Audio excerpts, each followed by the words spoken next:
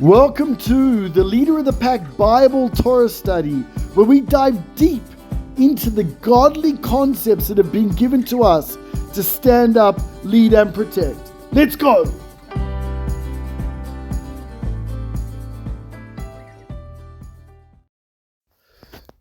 So I believe that this line was made for our generation. Man was created, he was put in the garden. And God didn't turn around to him and say, all right, Adam, I've created this garden for you.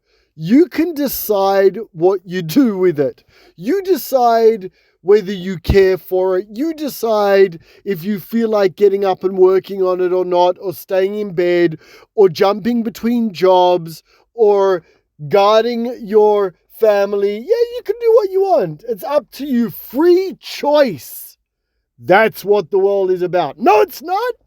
No, it's not, men. Well, there is a lot of free choice, and that's exactly where we fall down. Because God says, He commands us. He puts us in the Garden of Eden, and He says, you are here to guard and work it. But because God is great and wants us to grow, He doesn't force us to do anything. He doesn't force us to do it. He tells us what He expects from us. And then it is up to us as men to either stand up and fulfill that potential, or to sit there and not.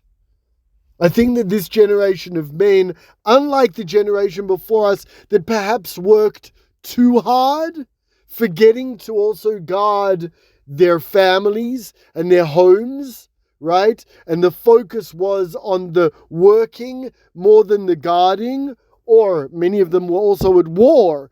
But when it came to business, it was about working really hard, and they forgot, or they weren't educated in the guarding of their families emotionally, maybe physically, but not emotionally. In our generation, we got the opposite. How many countries are having problems getting people to go to work? Because it's far easier to sit on our lariats and not do, and just be given. But that is not what man was here created to do. We were put in the garden to work it and to guard it. It is ours. It is our responsibility. What is the garden to us today?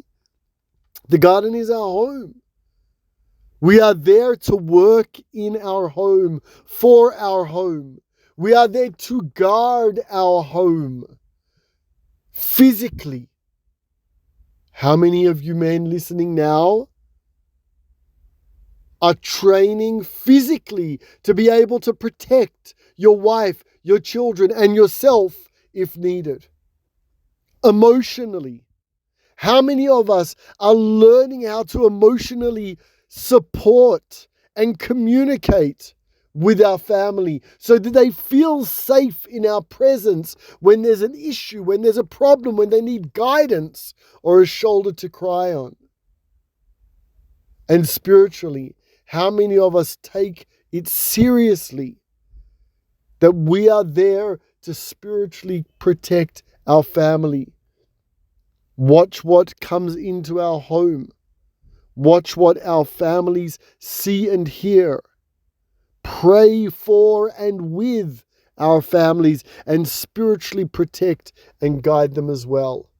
Men, it's time that we stand up and we answer to the call of God to protect, to guard, and to work our gardens of Eden.